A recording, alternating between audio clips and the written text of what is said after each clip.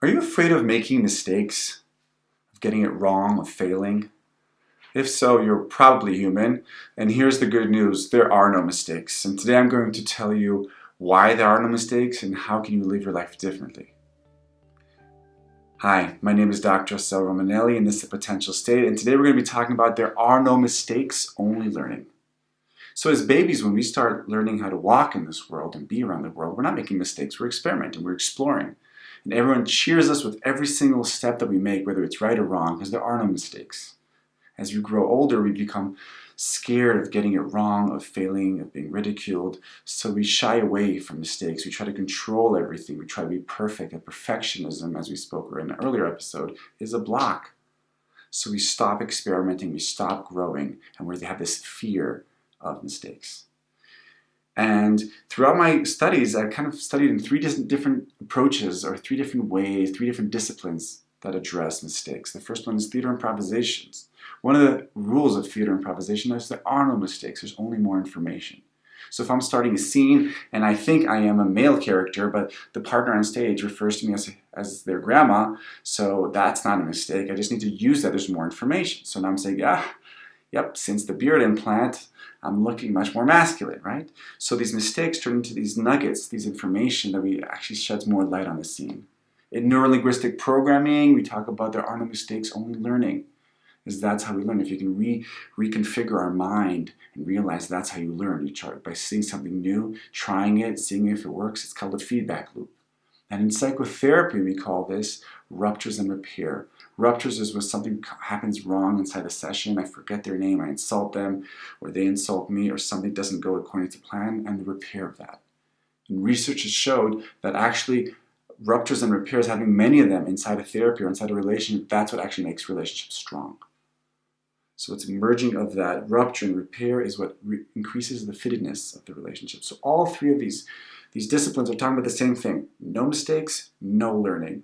No mistakes, no growth. No mistakes, no real relationships. So how do we react? So what's really important is what happens after the action, because any action is done, a mistake is made. By the way, one of the biggest reframes I learned was a mistake is nothing more than a missed take, which means just try again.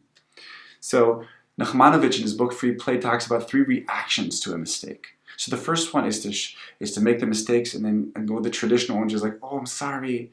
And then you beat yourself. How could I do this? I'm so sorry. And I feel guilty and shame and I retreat and basically I am out. I'm done. The second reaction to a mistake is to repeat it again and again until that becomes the new pattern. And the third option is leaning into that mistake or leaning into that rupture and seeing what other dimension, what is opening up. What is this mistake now have opened in the reality of the situation?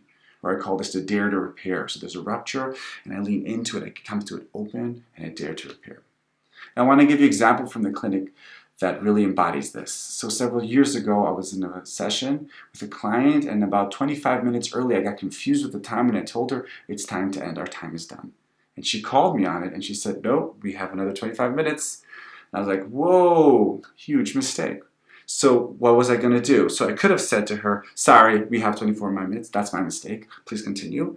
And then obviously that would be a huge rupture. And then basically the session would have become just about, it'd be just really awkward. The other option I could have had is to repeat that mistake and say, no, we'll finish now because this is a good point to stop, because whatever. I would make up an excuse or I wouldn't. And I would just stand by my mistake and that would be created in reality. But what I actually chose to do is I leaned into that rupture and I said, wow, I really did. That is so interesting. Why did that happen? Then I kind of owned my shit. I stayed open and reflective. And then I asked her, does this happen often to you? And then she said, yes, actually. People cut her off early. And from there, we went to a whole new chapter, a whole new discussion over that.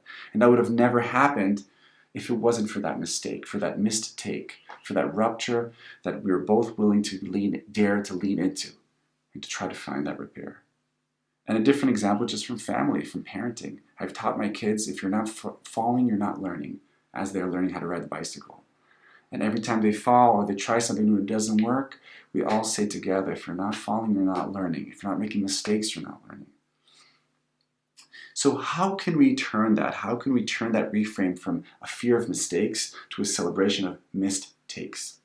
So the first one is choose to believe that mistakes are essential for learning, that mistakes are inevitable because life is sloppy, relationships are sloppy, you can't control everything, and then sooner or later there will be a mistake that you will need to repeat. So first choose to believe that. And once you do, once you make a mistake, instead of shying away or instead of kind of digging your heels in, own it. Take a circus bow, as Patricia Madsen says. You take it up and you bow and you say, I did that. And then see what happens. Focus on the future. So what is happening now? What is the consequence? What is the reality of what's happening right now? Become curious instead of feel shameful. Become curious.